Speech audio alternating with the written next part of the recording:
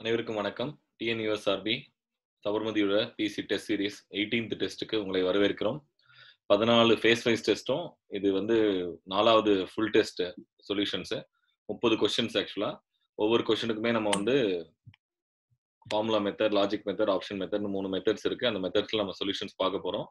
இண்டிவிஜுவலா ஒவ்வொரு டாபிக்குமான introduction first 14 டெஸ்ட்லேயே கொடுத்துருக்கோம். So அதனால அந்த டெஸ்ட் கொஸ்டின்ஸை பாருங்க. உங்களுக்கு ஏதாவது டவுட்ஸ் இருந்தது அப்படின்னா அது தாண்டி வந்து கொஞ்சம் டீட்டெயிலாவே நம்ம பார்ப்போம்.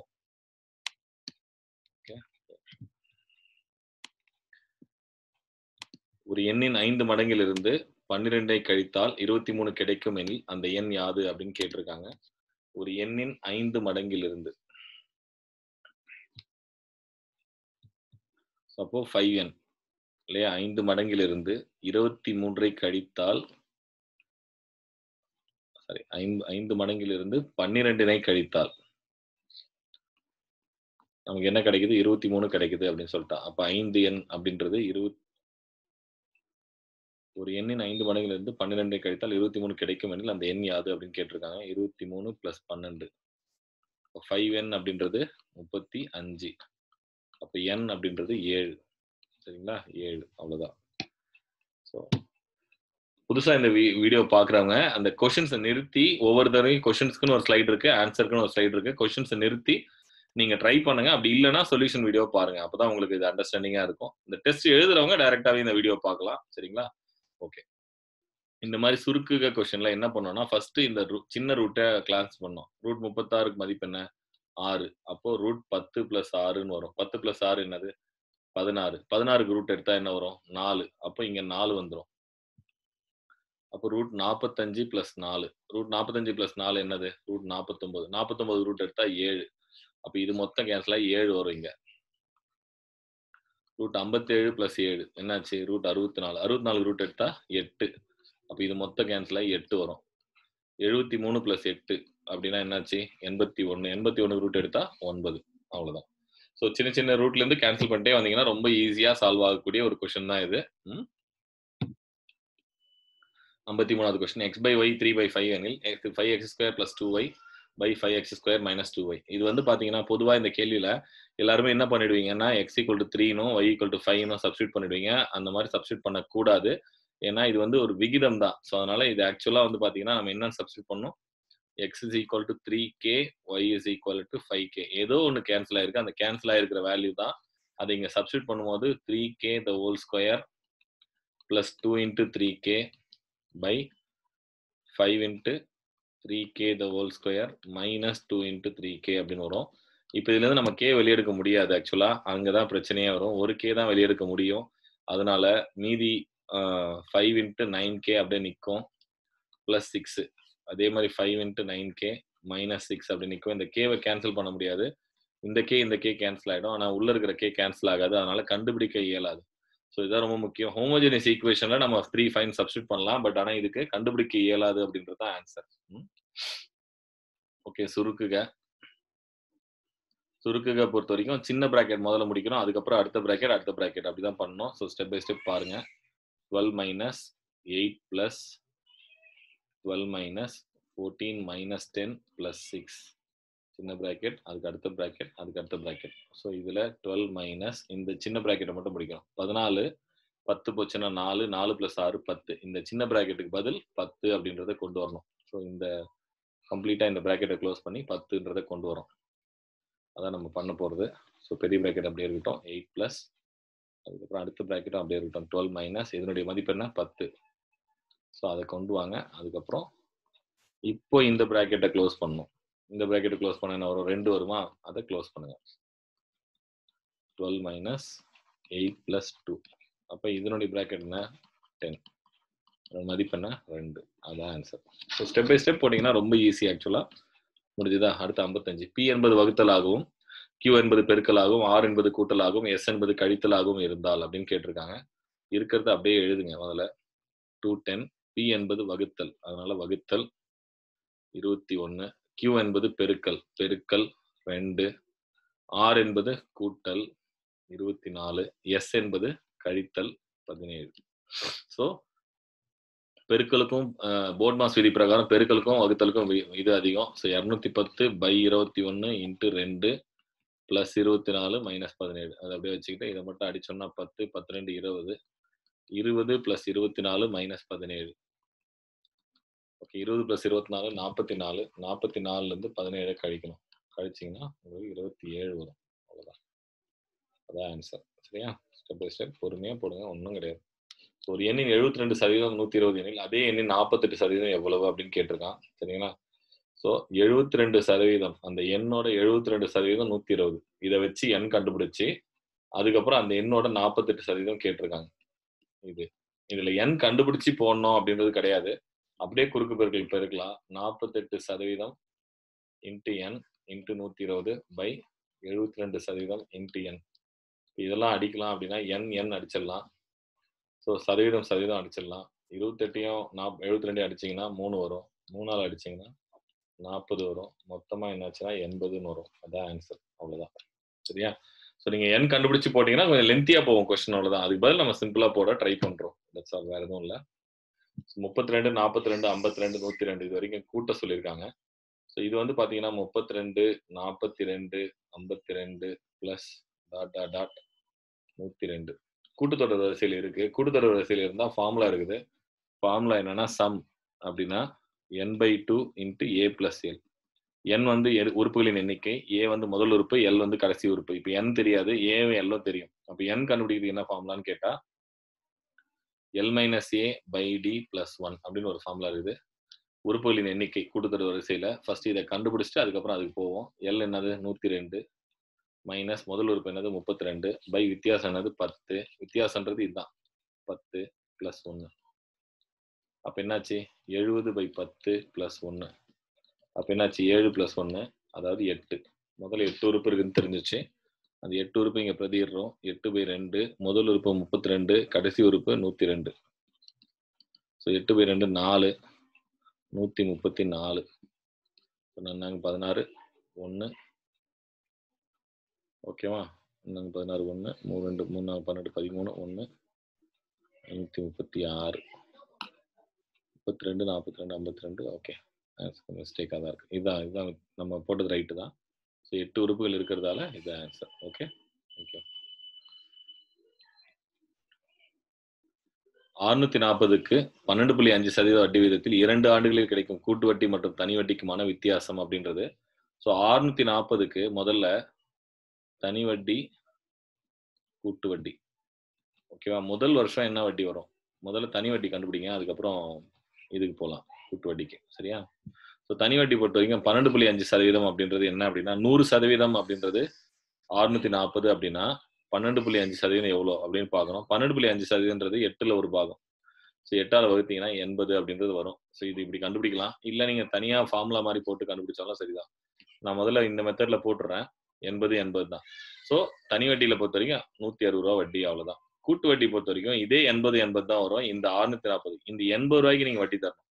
அப்போ 80 ரூபாய்க்கு வட்டிக்கு வட்டி அப்படின்னு சொல்லுவாங்க. அதுதான் கூட்டு வட்டியோட ஸ்பெஷல். இது ரெண்டும் சேர்ந்தது தான் கூட்டு வட்டி. ஸோ வட்டிக்கு வட்டி அந்த 80 ரூபாய்க்கு என்ன வட்டி வரும் அப்படின்னு கேட்டால் 100% 80 அப்படின்னா அதே 12.5% தான் நீங்கள் வட்டி தரணும்.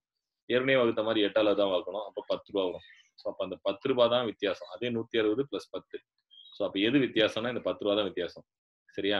இதுதான் வந்து கூட்டு வட்டிக்கும் தனி வட்டிக்குமான வித்தியாசம் அப்படின்னு சொல்லுவாங்க. இதுதான் வந்து லாஜிக் மெத்தடு. உங்களுக்கு ஃபார்முலா வேணும் அப்படின்னா கூட்டு வட்டிக்கும் இதுக்கும் வித்தியாசம் வந்து டிஃபரன்ஸ் அப்படின்னு சொல்லிட்டு பிரின்சிபல் I/100 I/100 அப்படின்னு ஒரு ஃபார்முலா இருக்குது. இந்த ஃபார்முலா கூட யூஸ் பண்ணலாம். இந்த ஃபார்முலா பிரகாரம் 640 12.5/100 12.5/100 இதை அடிச்சிடலாம் 8, இதை அடிச்சிடலாம் 8, இதை அடிச்சிங்கன்னா 80, இதை அடிச்சிங்கன்னா 10 அப்படின்ற மாதிரி வரும். ஸோ இந்த ஃபார்முலா வந்து ஞாபகம் வச்சுக்கிறோம், வச்சுக்கலாம். இல்லை நான் ஏற்கனவே நடத்துகிற மாதிரி அந்த மெத்தட் புரிஞ்சவங்களும் பாருங்க. சரியா? ஒரு செவ்வக வடிவ நிலத்தின் ஒரு பக்கம் 15 மீட்டர் மற்றும் அதன் மூலை விட்டம் 17 எனில் அதன் நிலத்தின் பரப்பளவு என்ன அப்படின்னு கேட்டிருக்காங்க. செவ்வக வடிவ நிலம். ஃபர்ஸ்ட் செவ்வக வடிவில் ஒரு நிலத்தை வரைஞ்சிருங்க. ஓகே, ஒரு பக்கம் 15 அப்படின்னு சொல்லிட்டான். சரி, ஒரு பக்கம் 15, அதன் மூலை விட்டம் அப்படின்றது 17 தான். சரியா? இது A, இது B, இது C அப்படின்னா முதல்ல பிசி என்னன்னு தெரியணும். AC square minus AB square 17 square minus 15 square. இது நீங்க டைரக்டா அப்ளை பண்ணி 17 ஸ்கொயர் தெரிஞ்சு 15 ஸ்கொயர் அப்ளை பண்ணலாம். இல்லை ஏ plus B A minus B form apply பண்ணியும் பண்ணலாம். இது என்ன ஆகிடும் 32, இது வந்து 2 64. ஸோ பிசி ஸ்கொயர்ன்றது 64னா அப்போ பிசின்றது என்ன 8. அப்போ இது 8ன்னு தெரிஞ்சிச்சு. இப்போ ஒரு செவ்வகத்தோட பரப்பளவு ஃபார்ம்ல என்ன ஏரியா லென்த் இன்ட்டு பிரெத் இல்லையா. லென்த் வந்து 15, அப்போ பிரெத் வந்து 8னா எவ்வளோ வந்துச்சு 120 சதுர மீட்டர். அவ்வளோதான் ஆன்சர். ஓகேவா, நிறுத்தி நிதானமாக பாருங்க, ஈஸி தான். கீழ்கண்டவற்றில் எந்த படம் சரியாக இருக்கும்னு கேட்டிருக்காங்க. இந்த இடத்துல நமக்கு என்ன கோடு வரணும்னு பாருங்க. ஆக்சுவலா இந்த கோடு வரணும் கரெக்டா, இந்த கோடு வரணும். அதுக்கப்புறம் இப்படி ஒரு கோடு வரணும், இப்படி ஒரு கோடு வரணும். ஓகேவா, அதுதான். அப்போ எந்த படம், இந்த படம் தானே வரும். அவ்வளோதான். ஜஸ்ட் எது பிரதியிடணும் அப்படின்னு பார்த்தீங்கன்னா முடிஞ்சிச்சு. ஓகே, கீழ்கண்டவற்றில் எந்த படம் வட்டம் என்பது முக்கோணம் படித்தவர்களையும், முக்கோணம் என்பது வேலை இல்லாதவர்களையும், சதுரம் என்பது கிராமத்து வாசிகளையும் குறிக்கிறது. படித்த கிராமத்து மனிதர்களின் எண்ணிக்கை அப்படின்னு கேட்டிருக்காங்க. 61வது கொஸ்டின். சரி, ஓகே. இப்போ நம்ம என்ன பார்க்கறோம்னா படித்த கிராமத்து மனிதர்கள். படித்தவர்கள் அப்படின்னா இதான் லிட்ரேட். மொத்தம் 4 பேர் இருக்காங்க. இந்த 4 பேர்ல கிராமத்தை சேர்ந்தவங்க 4, 9. இந்த 4 பேர்ல 4, 9 தான் கிராமத்தை சேர்ந்தவங்க. ஓகே, படித்த கிராமத்து மனிதர்களின் எண்ணிக்கை அப்படின்னா இந்த 4, 9 கூட்டினா என்ன வருது 13. அப்போ இவங்க தான். ஓகேவா, இதுதான் ஆன்சர். ஓகே, அடுத்து 62வது கேள்வி. நகரத்தில் வசிக்கும் இதுல நகரமே இல்லையே அப்படின்னு பார்க்க கூடாது. வில்லேஜ்ல கிராமத்துல வசிக்காதவங்களாம் நகரத்துல வசிக்கிறோம். இப்ப இந்த 4 பேரும் வந்து கிராமத்துல வசிக்கிறவங்க. இவங்க 4 பேர் கிடையாது. மீதி இருக்கிற 3 பேர் தான் நகரத்துல வசிக்கிறவங்க. ஓகே, அதுல வேலை செய்யும் நபர்கள் அன்எம்ப்ளாய்டு அப்படின்றது வேலை செய்யாதவங்க. அப்ப வேலை செய்யும்னா 8 பேர். நகரத்தில் வசிக்கும் வேலை செய்வர்களின் எண்ணிக்கை 8. அவ்வளவுதான், முடிஞ்சு போச்சு. ஜஸ்ட் அப்படியே கேன்சல் பண்ணீங்கன்னா வந்துற ஆன்சர். 5 நண்பர்கள் சந்தோஷ், கார்த்திக், மாறன், ஆதி மற்றும் ராஜன். மாறன் என்பவர் இவர்களில் உயரமானவர். சந்தோஷ் கார்த்திகை விட உயரம் குறைவானவர், ஆனால் ராஜனை விட உயரமானவர். ஆதி கார்த்திகை விட சற்று உயரமானவர் மற்றும் சந்தோஷை விட குறைவானவர். இப்போ ஏறு வரிசையில நிற்கும் போது 2வது நிற்கும் நபர் யாருன்னு கேட்டிருக்காங்க. ஃபர்ஸ்ட் ஒரு லைனா பார்ப்போம். சந்தோஷ் யாரா இருக்கா, சந்தோஷ், கார்த்திக், மாறன், ஆதி, ராஜன். 5 பேரா. இதுல மாறன் இவர்களில் உயரமானவர். ஸோ 1 2 3 4 5 அப்படின்னா இதுல யார் உயரமானவன், மாறன். பிரச்சனையே கிடையாது. சந்தோஷ் கார்த்திகை விட உயரமானவர். ஓகேவா, இது இங்க எங்கன்னு தெரியாது, அதனால தனியா போடுங்க. ஆனால் ராஜனை விட உயரம் சந்தோஷ் கார்த்திகை விட உயரம் குறைவானவரா. சந்தோஷ் கார்த்திகை விட உயரம் குறைவானவர், ஆனால் ராஜனை விட உயரமானவர். ஓகேவா. ஆதி கார்த்திகை விட உயரம் சற்று குறைவானவர். ஆதி வந்து கார்த்திகை விட உயரம் சற்று குறைவானவர். ஓகே, ஆனால் மற்றும் சந்தோஷை விட சற்று உயரமானவர். ஸோ கார்த்திகை விட உயரம் குறைவானவர், சந்தோஷை விட உயரமானவர். இப்போ சந்தோஷ் ஆர், இது அப்படியே இங்க எடுத்து வந்துடலாம். அப்போ இங்க போட்டீங்கன்னா KASR அப்படின்னு வந்துடும். ஏறு வரிசையில் நிற்கும் போது 2வது நிற்கும் நபரின் பெயர் என்ன அப்படின்னா, ஓகேவா, ஏறு வரிசையில் நிற்கும் போது கீழந்து போனோம் நம்ம. அப்போ ஏறு வரிசைனா கீழந்து போனோம். அப்போ ஏறு வரிசையில் நிற்கும் போது 2வது நிற்கும் நபர் அப்படின்னா எஸ். ஓகேவா. அடுத்த கேள்வி இதுல இருக்கா? ஆமா. இவர்கள் உயரம் குறைவானவர் யார்? உயரம் குறைவானவர் யார்? இதுல ஆர் தானே. உயரம் குறைவானவர் ஆர். அடுத்த கேள்வி இருக்கா? ஓகே, உயரம் குறைவானவர். முடிஞ்சிச்சா? இப்போ காஸ் தீட்டா கொடுத்துட்டாங்க 5/13 அப்படின்ட்டு. சைன் 90 மைனஸ் தீட்டா கேட்டிருக்காங்க. கன்ஃபியூஸ் ஆகும் இது ஆக்சுவலாக கேள்வி. இன்டென்ஷனலாக கொடுத்துதான். காஸ் தீட்டா அப்படின்னா சைன் 90 மைனஸ் தீட்டா நம்ம ஏற்கனவே பார்த்துருக்கோம். அதே மாதிரி சைன் தீட்டா அப்படின்னா காஸ் 90 மைனஸ் தீட்டா நம்ம பார்த்துருக்கோம். சரிங்களா. நமக்கு இதுல வந்து டக்குன்னு கன்ஃபியூஸ் ஆகிற மாதிரி இருக்கும். ஆனால் அது ஒன்றும் இல்லை. காஸ் தீட்டாவும் சைன் 90 மைனஸ் தீட்டாவும் ஒன்று தான் அப்படின்றதால அதே 5/13 தான் ஆன்சர். புரியுதுங்களா? ஓகே. அடுத்தது 5 மற்றும் 15இன் 3வது விகிதாச்சாரம் என்ன? பொதுவா விகிதாச்சாரம்னா 4 நம்பர். பட் 3 நம்பர் கொடுத்து விகிதாச்சாரம் கேட்டாங்கன்னா விகிதாச்சாரம் ஃபார்முலா இதுதான். AB விகிதம் BC அப்படின்னு சொல்லுவாங்க. இது 5 15 கொடுத்துட்டாங்க. அப்போ 15 என்ன ஆகும் அப்படின்னு கேட்டிருக்காங்க. அந்த C தான் நம்ம கண்டுபிடிக்கணும். அந்த C அப்படியே வச்சுட்டு அப்படியே பிரதிநிதித்தான். 5/15 ஈக்குவல் 15/C. இதை அடிச்சிங்கன்னா 3. C = 3 × 15 45. அப்படியும் சொல்லலாம். 5 15ஆவதுன்னா 3 மடங்கு. அப்போ 15 என்ன ஆகும் அப்படின்ற மாதிரி சொல்லலாம். 45 அப்படின்ட்டு. எக்ஸின் மதிப்பை கண்டுபிடி அப்படின்னு கேட்டிருக்காங்க. ஸோ இங்க வந்து பாத்தீங்கன்னா 2x வந்து 3க்கு சமம். 2 டிட்டர்மினன்ட் சமம் அப்படின்ற பட்சத்துல வந்து 3க்கு சமம். அதனால x வந்து 3/2 அப்படின்ற மாதிரி வந்துடும். ஓகே, 3/2. ஓகேவா?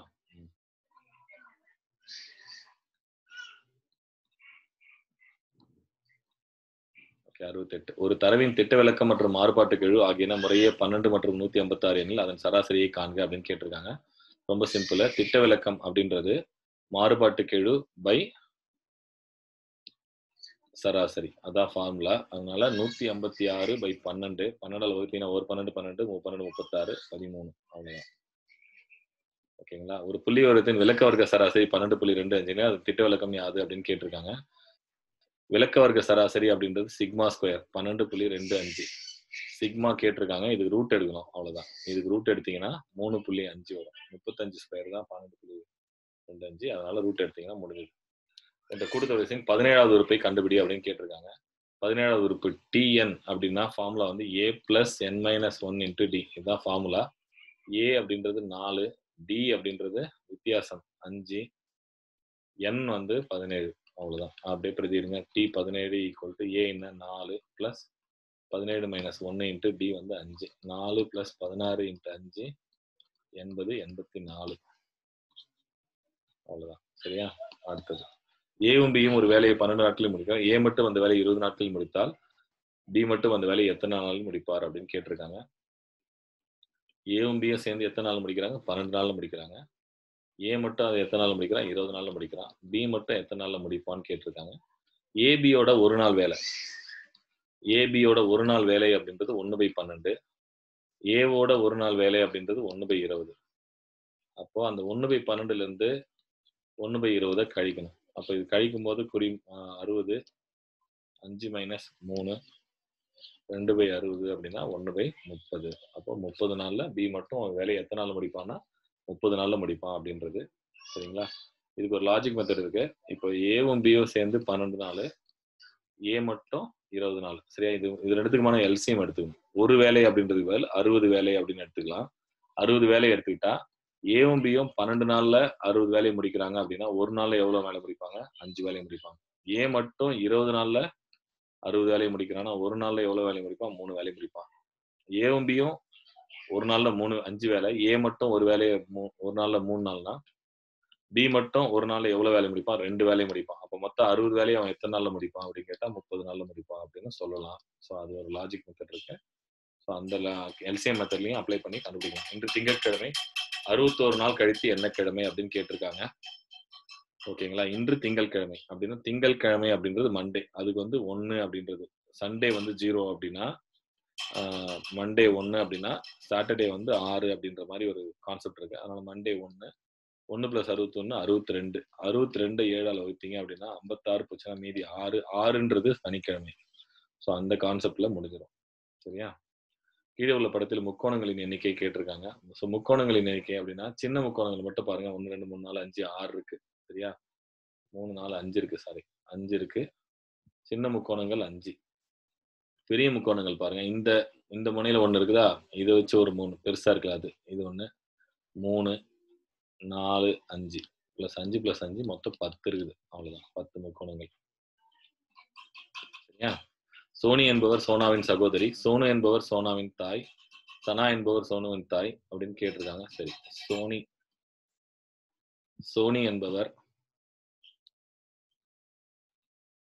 என்பவர் சோனாவின் சகோதரி. சோ சோனா. ஓகேவா? ஓகே. சோனு என்பவர் சோனாவின் தாய். சோனு என்பவர் சோனாவின் தாய். சரி. சனா என்பவர் சோனுவின் தாய். சானு என்பவர் சனாவின் தாய். ஓகேவா? மேல மேல மேல போகுது. எனில் சோனா என்பவர், ஓகே, சனாவிற்கு என்ன வருது அப்படின்னா பேத்தி அப்படிங்கிறது வந்துடும். அவ்வளவுதான். 10 வருடங்களுக்கு முன்பு ஏயின் வயது பியின் வயதை போல் 1/3 மடங்கு. அவர்கள் இருவரின் தற்போதைய வயதுகளின் விகிதம் 5:11. அவர்களுடைய இருவரின் தற்போதைய வயதுகளின் கூடுதல் காண்க அப்படின்னு கேட்டிருக்காங்க. 10 வருடங்களுக்கு முன்பு. ஸோ ஏ பி அப்படின்னா 10 வருடங்களுக்கு முன்பு A-10 B-10. அப்போ வந்து A-10 அப்படின்றது 1/3 ஆஃப் B-10. அவர்கள் இருவரின் தற்போதைய வயது விகிதம் A/B வந்து 5/11. இந்த 2 சமன்பாடையும் சால்வ் பண்ணும். அவர்களின் தற்போதைய வயதுகளின் கூடுதல் காண்க அப்படின்னு கேட்டிருக்காங்க. ஓகேவா? தற்போதைய வயதின் கூடுதல் காண்க அப்படின்னு கேட்டிருக்காங்க. இப்ப நம்ம இதை சால்வ் பண்ணணும். இந்த மாதிரி போட்டோம் அப்படின்னா கண்டிப்பா நமக்கு 2 வேரியபிள் 2 இது இருக்கிறதால கொஞ்சம் லென்த்தியான ப்ராசஸா போகும். அதனால நம்ம என்ன பண்றோம்னா இதை வந்து கொஞ்சம் லாஜிக் மெத்தட் அப்ளை பண்ணி இன்னொரு மெத்தட்ல யூஸ் பண்றோம். ஸோ 5:11 அப்படின்னு கொடுத்துருக்காங்க இல்லையா? அப்ப நம்ம என்ன பண்ணலாம்? 5K 11Kன்னு எடுத்துக்கலாமா? 10 வருஷத்துக்கு முன்னாடி அவங்களோட வயசு என்ன? 5K - 10 11K - 10. ஸோ அப்ப 5K - 10 equal to 1/3 of 11K - 10 அப்படின்னு சொல்லலாம் இல்லையா? இந்த இடத்துல 1/3 மடங்கு அப்படின்னு. அப்போ 3ஆல பெருக்குங்க. 15K - 30 equal to 11K - 10. அப்ப 4K ஈக்குவல் டு 20னா K ஈக்குவல் டு 5 அப்படின்னு வந்துடும். ஸோ K ஈக்குவல் டு 5னா நம்ம 2 பேரோட வயதின் கூடுதல் கேட்டிருக்காங்க. 5K + 11K அப்படின்னா 16K வருது இல்லையா? 16K ஓட மதிப்பு 80 அப்படின்னு வந்துடும். ஸோ வயதின் கூடுதல் அப்படின்றது. இன்னொன்னு ஆப்ஷன் மெத்தட்ல போலாம். இருவரோட வயதின் கூடுதல். அப்ப 5K + 11K அப்படின்றது 16K. இதுல 16ஆல வகுப்படுற எண் எதுன்னு கேட்டா இது 1 தான். அதனால அப்படியும் நம்ம ஆன்சர் பண்ணிடலாம். சரியா? 18. A யூனியன் B ஃபர்ஸ்ட் கண்டுபிடிங்க. அதுக்கப்புறம் அதனுடைய பார் போலாம். A யூனியன் B அப்படின்றது இது எல்லாத்தையும் இருக்கிறது எல்லாத்தையும் எடுத்து எழுதணும்.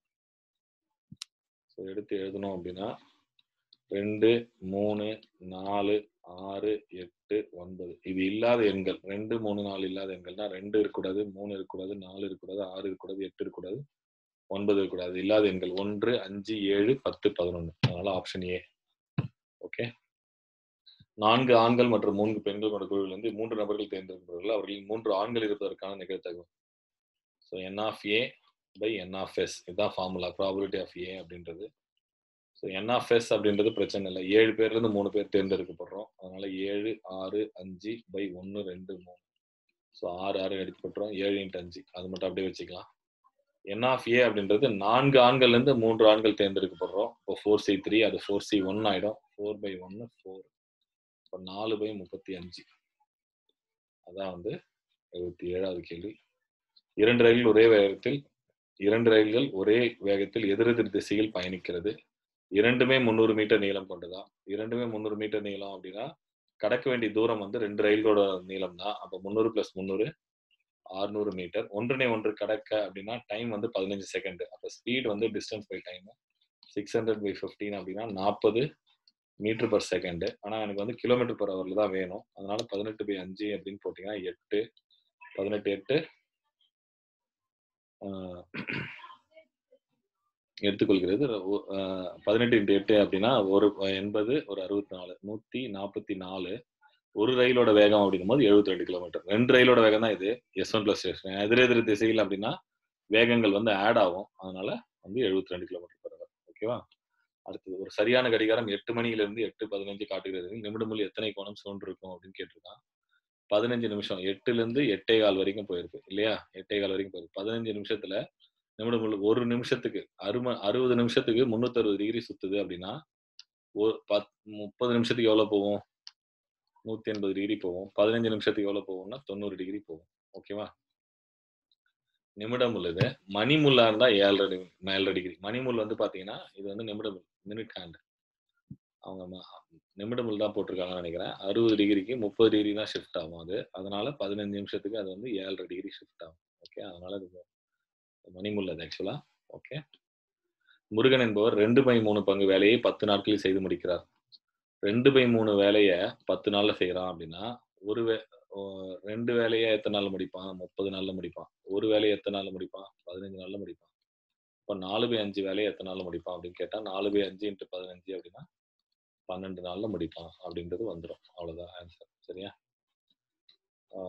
சபர்மதி டவுட்ஸ் ஏதாவது இருக்கு அப்படின்னா கூகுள் பிளே ஸ்டோர்ல சபர்மதி ஃபோரம் அப்படின்னு ஒரு ஆப் இருக்கு. அதுல நீங்க போஸ்ட் பண்ணுங்க. இன்னும் ஃபுல் டெஸ்ட் இன்னும் ஒரு 5 ஃபுல் டெஸ்ட் இருக்கு சபர்மதியில. அந்த டெஸ்ட்டுக்கான சொல்யூஷன்ஸையும் போடுறோம். All the best for your PC exams.